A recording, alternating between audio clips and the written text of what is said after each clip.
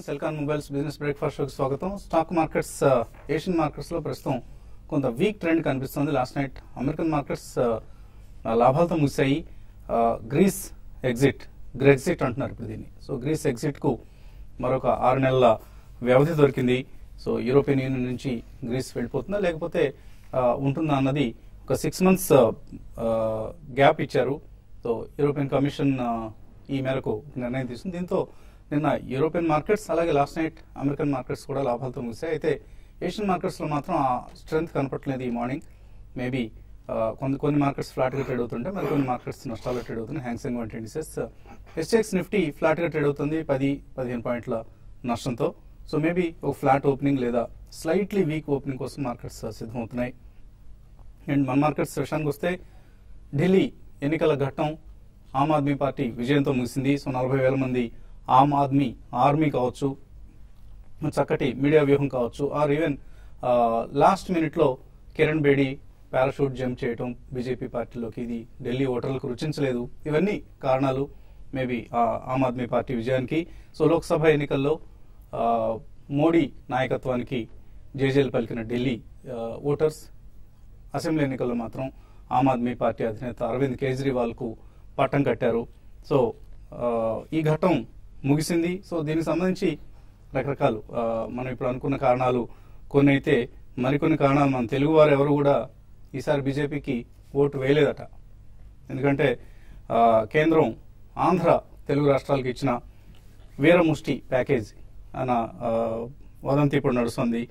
ఇక్కడ మనకు వస్తున్న మెసేజెస్ లో కనిపిస్తోంది. సో కొంతమంది ప్రజల కామెంట్స్ చూస్తే ఆమ్ ఆద్మీ బీజేపీ పార్టీ ఆంధ్రప్రదేశ్కి ఇచ్చిన కేంద్ర ప్రభుత్వంలోని మోడీ నాయకత్వంలోని ప్రభుత్వం ఆంధ్రప్రదేశ్కి ఇచ్చిన వీరముష్టి ప్యాకేజ్ గురించి చాలా comments. One of the comments, CM relief fund కంటే తక్కువ అంటే ఇది, వాళ్ళు ఇచ్చిన 350 కోట్ల ఫండ్ ఏదైతే ఉందో. అలాగే ప్రత్యేక ప్యాకేజ్ గురించి లాస్ట్ 1 year గా పత్రికల్లో రాసిన ప్రింట్ కాస్ట్ ఏదైతే ఉందో, పేపర్ ప్రింట్ ఖర్చు కంటే కూడా తక్కువ అంటే ఇది.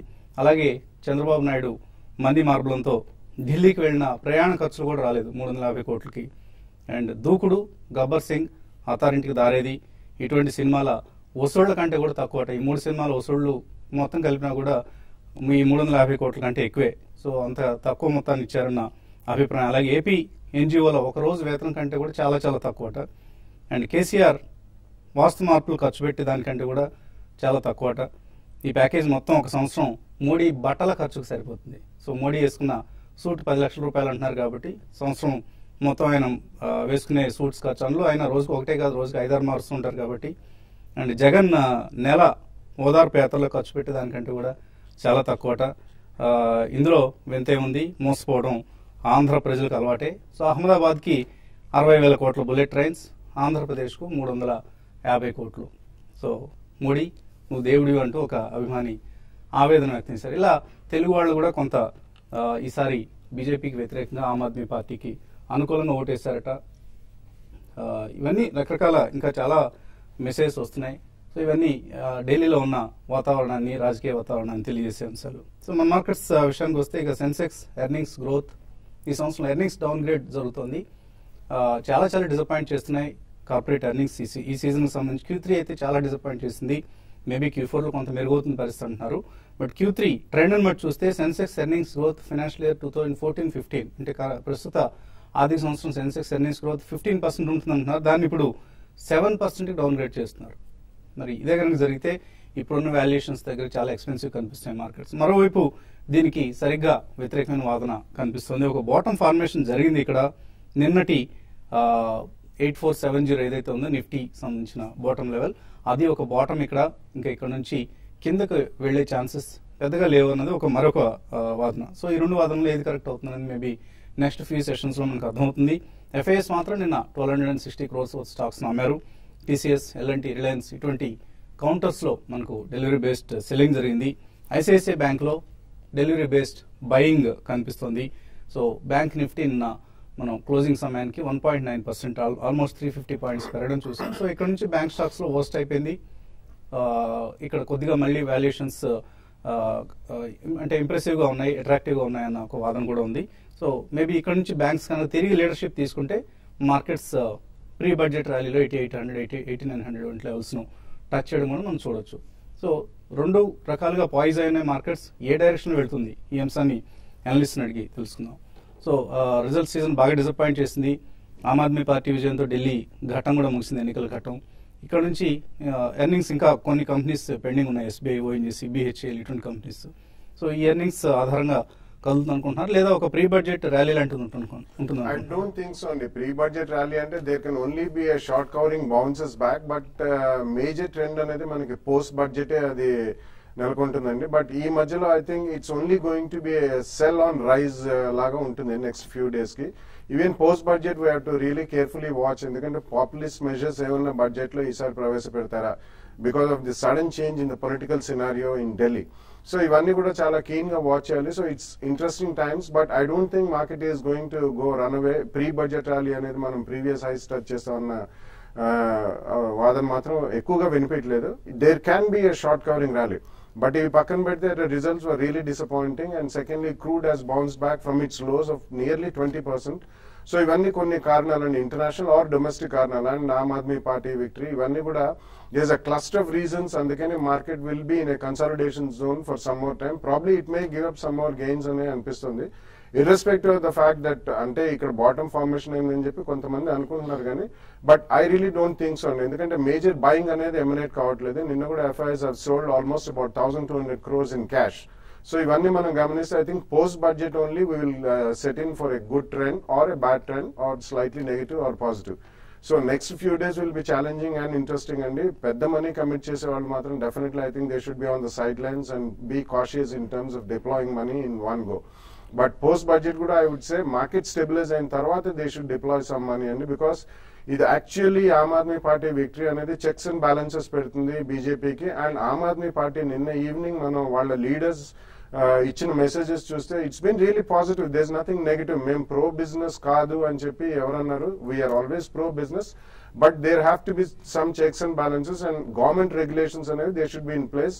ఈవెన్ యోగేంద్ర యాదవ్ గారు కూడా చెప్పారు, markets are here to stay and we will not be in the 20th century policy అని చెప్పి చాలా క్లియర్ గా చెప్పాడు. So it's a very clear message coming from Aam Aadmi Party that they will also be pro business.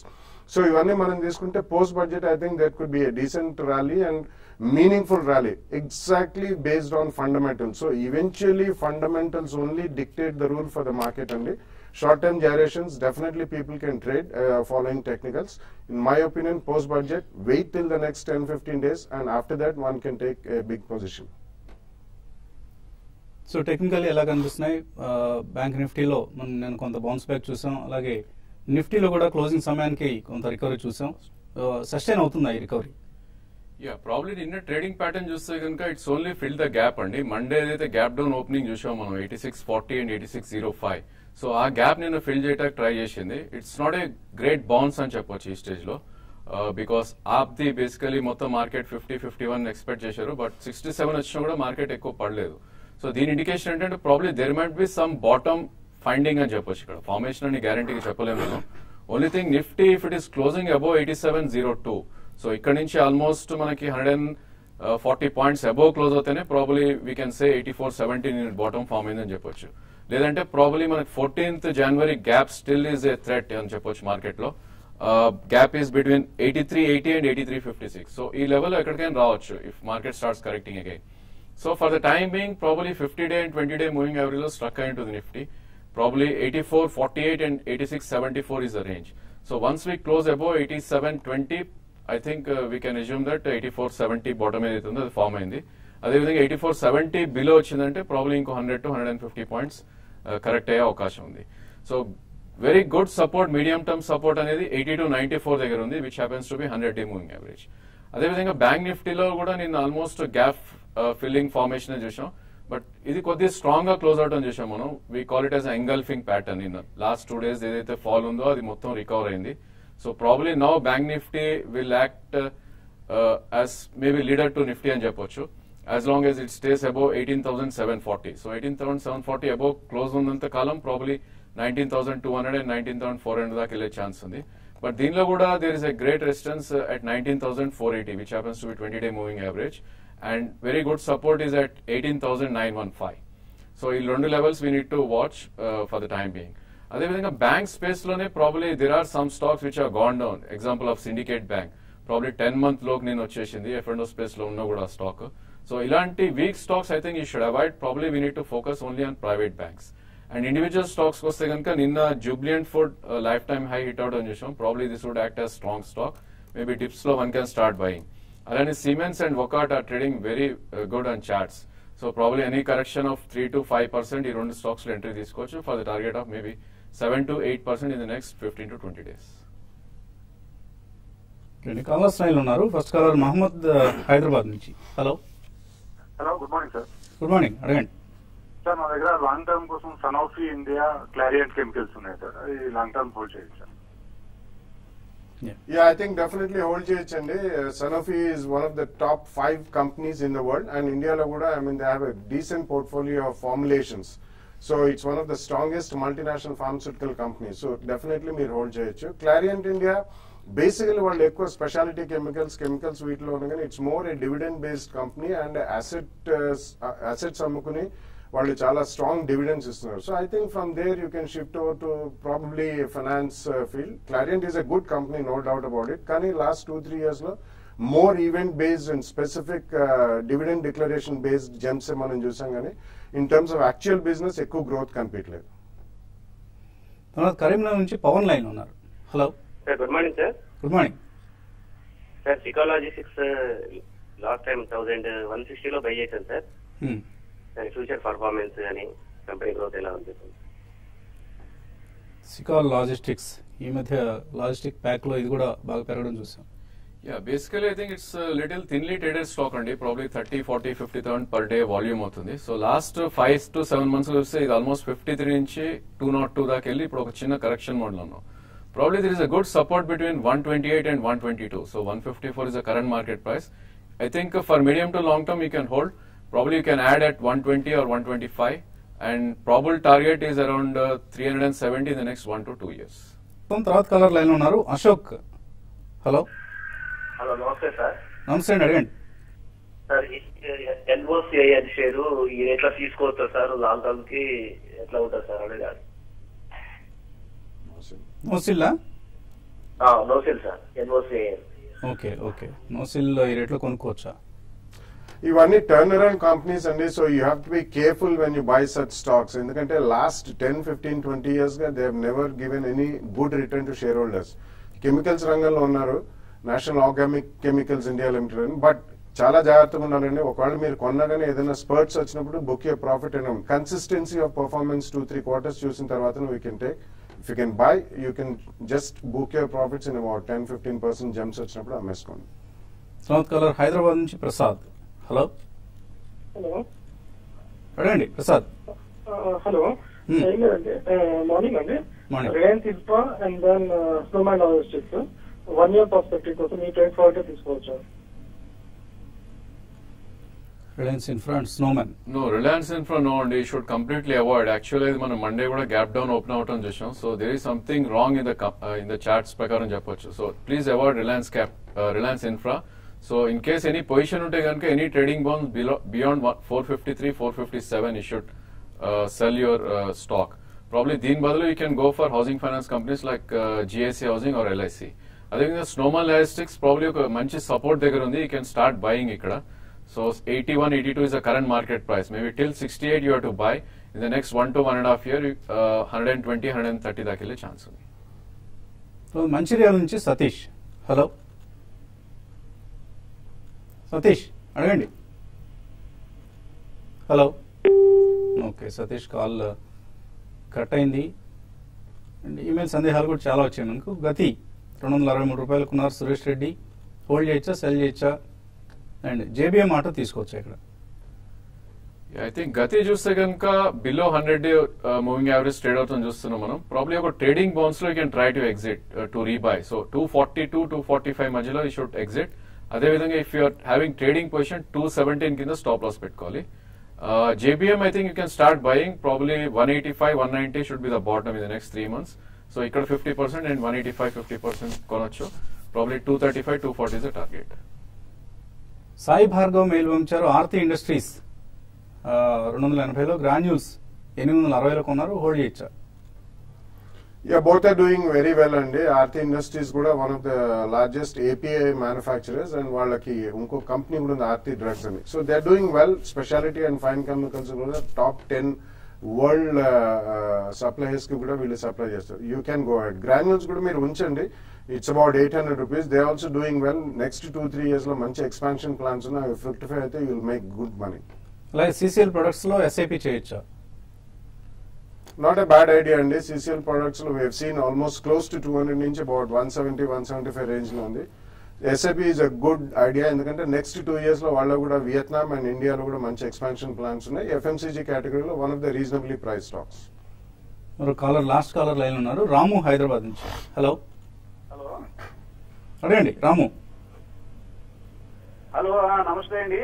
నమస్తే అండి. మేము regular గా మీ TV పై watch చేస్తుంటాము. చెప్పండి రాము. హలో. దానిలో యాక్చువల్ గా ఏ స్టాక్ గురించి మీరు చెప్తున్నారు అనేటువంటి వివరాలు ఇదివరకు ఎప్పుడు వచ్చేది, ఈ మధ్యకాలంలో చాలా రోజులు రావడం లేదు. అంటే కాల్ చేసిన వారువా? అది దాంతో ఏంటంటే మేము మధ్యలో కాల్ వచ్చి వింటున్నట్లయితే అది ఏంటవుతుంది ఎందుకవుతుంది ఏమి తెలియని పరిస్థితి ఉంటుంది అనమాట. No use for us. కరెక్టే మీరు అన్నది కరెక్ట్ పాయింట్ అండి. మా వాళ్ళు కొద్దిగా బ్యాక్ ఆఫీస్ వాళ్ళు యాక్టివ్గా ఉండి మీరు అడిగిన కాలర్స్ ఎస్పెషల్లీ మెయిల్స్ అంటే వాళ్ళు ఎలాగ ఇవ్వలేరు. సో కాల్ చేసిన వారు వాళ్ళు ముందుగానే చెప్తారు కాబట్టి ఏ స్టాక్ గురించి అడగాలనుకుంటున్నారు దాన్ని డిస్ప్లే చేయడానికి తప్పకుండా ప్రయత్నం చేస్తాం. సూచించినందుకు, సలహా ఇచ్చినందుకు ధన్యవాదాలు. బ్యాంక్ గురించి ఆల్రెడీ అక్యుములేట్ చేసి పెట్టామండి. What is the present position? ఏ బ్యాంక్ అండి? Syndicate Bank. ఏ రేట్లో కొన్నారు మీరు? Average 120. Okay, Syndicate Bank. No, I think show starting లోనే చెప్పడం జరిగింది. Syndicate is a weakest bank అండి చార్ట్స్ లో. గత 5-6 నెలలుగా చూస్తే ఇది రేంజ్ 111 నుంచి 130 దాకా ఉండింది. ప్రాబ్లీ 2 days కిందే రేంజ్ బ్రేక్అవుట్ అని చూసాం. So I think if you're trader 97 కింద క్లోజ్ అవుతే మాత్రం స్ట్రిక్ట్ స్టాప్ లాస్ పెట్టుకోవాలండి. అదేవిధంగా ట్రేడింగ్ బౌన్సెస్ వచ్చి 115 or 117 వస్తే మాత్రం ఎగ్జిట్ అవుట్ ట్రై చేయాలి. దీని బదులు probably you can shift Karnataka Bank or Federal Bank. నేను ర్యాలీ వచ్చినప్పుడు దీని నుంచి బయటపడిపోయి వేరే బ్యాంక్ ను అక్యుములేట్ చేసుకున్నాను. వర్ధమాన్ అక్రిలిక్స్ 1 year కోసం హోల్డ్ చేయొచ్చా? Venkat Gudipudi. It's very small company అండి. బట్ అక్రిలిక్స్ అంటే it's again based out of derivative of crude. So Vardhman Textiles, Vardhman Spinning Mills వీళ్ళకి చెందింది. I don't think it's a great buy. But ఒకవేళ కొన్నా కానీ ఐ థింక్ ట్రేడింగ్ బౌన్సెస్ వచ్చినప్పుడు you should definitely book your profits. Sridhar అడుగుతున్నారు Polaris ఎందుకు పెరగడం లేదు? ఆయన 177 లో కొన్నారట, యావరేజ్ చేసుకోవచ్చా? దీనిలోంచి banking products companies spin off చేశారు. దానివల్ల కొంత బహుశా పొలారిస్ అంత అట్రాక్టివ్ కనపట్లేదేమో. టెక్నికల్ ఎలా ఉంది? I think monthly chart we're looking maybe 13-month లో కిందకి రావడం చూస్తున్నాం అండి. Probably if you're trader I think 128 stop loss పెట్టుకుని ఈ షుడ్ ఎగ్జిట్. అదేవిధంగా ట్రేడింగ్ బౌన్స్ ఏమాత్రం 165, 167 వస్తే అక్కడ కూడా మీరు ఎగ్జిట్ అవ్వచ్చు. ఐఎంపీ పవర్స్ ఇది 70 to 80 రూపీస్ మధ్యలో తచ్చట్లాడుతోంది. ఏం చేయాలి దీన్ని? Krishna గార్పాటి. It's a very small cap company and they make meters for electrical supply and all. So it's not a big market kabatti, and it's a very small company with very low liquidity. So ఏదైనా trading bounce వచ్చినప్పుడు I think you should come out of such kind of stocks. Shiv Kaushik అడుగుతున్నారు Amara Raja Batteries 865లో hold చేస్తున్నారు, average చేసుకోవచ్చు ఇక్కడ?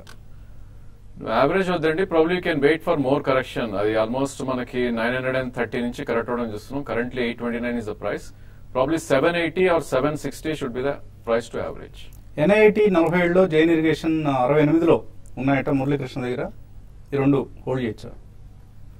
I think both are weak stocks and maybe any trading bounces you can get out of the stock and probably you can go into strong stocks like LIC or GIC also. Jain irrigation result కూడా నేను చూసాను, disappoint చేసింది. చాలా week result వచ్చింది. బయటకు వచ్చేయండి కౌంటర్లోంచి. శ్రీకాంత్ అడుగుతున్నారు NCC తీసుకోవచ్చు, 200 షేర్లు తీసుకుందాం అనుకుంటున్నారు. రైట్ ప్రైస్ అని ఇవాళ రిజల్ట్ ఉందండి. రిజల్ట్ చూసిన తర్వాత డెసిషన్ తీసుకోండి. రిజల్ట్ బాగుంటే తీసుకోండి, లేకపోతే అవాయిడ్ చేయండి. రామ్ అంజీ అడుగుతున్నారు J&K bank, IRB infra next 2 years కోసం తీసుకోవచ్చా? Yeah, I think you should avoid J&K Bank and ఎందుకంటే వాళ్ళకి apart from losing business because of floods and వాళ్ళది accounting procedures కూడా కొద్దిగా అవకతవకలు జరిగాయని it's now a very weak stock. Wait for some more time and IRB Infra probably about a 10-12% correction down you can buy it. అలాగే గోపి అడుగుతున్నారు Apollo Tyres తీసుకోవచ్చా long term కోసం? I think Apollo Tyre you can look at అండి. Probably stock గత 2 వారాలుగా 250 నుంచి almost 180 దాకా కరెక్ట్ అయింది. There is strong support around 155 and 160. So ఈ రేంజ్ లో you can try to buy. Maybe 1 year లో అగైన్ 230, 240 లే ఛాన్స్ ఉంది. వెంకట్ అడుగుతున్నారు పిటి లామినేషన్స్ 60లో, సుందరం ఫైనాన్స్ 1148 లో లాంగ్ టర్మ్ కోసం కొన్నారు. అలాగే సిసిఎల్ 159 ప్రాఫిట్ బుక్ చేసుకోవచ్చు. ఐ థింక్ అన్ని మంచి రేట్ లోనే కొన్నారండి. ప్రాబ్లీ క్వాంటిటీ ఎక్కువ ఉంటే ఒకసారి ఏదైనా ట్రేడింగ్ బౌన్సెస్ వచ్చినప్పుడు you can book some profits 25% or maybe 1/3. But otherwise all three are doing well, you can keep it for long term. So ఇక 2 రోజులే మిగిలి ఉన్నాయి. Personal finance summit TV5 paisaxpaisa.com సంయుక్తంగా నిర్వహిస్తున్న పర్సనల్ ఫైనాన్స్ సమిట్ హైదరాబాద్ 13వ తేదీ Kukatpally JNTలో నిర్వహించబోతున్నాం. So ఈ 2 రోజులే మిగిలింది కాబట్టి రిజిస్ట్రేషన్స్ పూర్తి చేసుకోండి. మీ ఆర్థిక అవసరాలు ఏవైనా, అవి లోన్స్ తీసుకోవడం కావచ్చు, లేదా ఇన్వెస్ట్మెంట్స్ చేయడం కావచ్చు, లేదా రిటైర్మెంట్ ప్లానింగ్ కావచ్చు, ఇతరత్ర ఏ ఆర్థిక అవసరం కోసమైనా మీరు అవసరమైన సలహా సంప్రదింపులు కోవాలంటే ఈ పర్సనల్ ఫైనాన్స్ సమిట్కు తప్పనిసరిగా హాజరవ్వండి. ముందుగా రిజిస్ట్రేషన్ చేసుకున్న వారికే ప్రవేశం ఉంటుంది కాబట్టి దయచేసి ముందుగా రిజిస్టర్ చేసుకునేందుకు ప్రయత్నం చేయండి. ఇది వాటి Celkon mobiles business breakfast show. మధ్యాహ్నం 1:30కు స్మార్ట్ ఇన్వెస్ట్లో మళ్ళీ కలుద్దాం.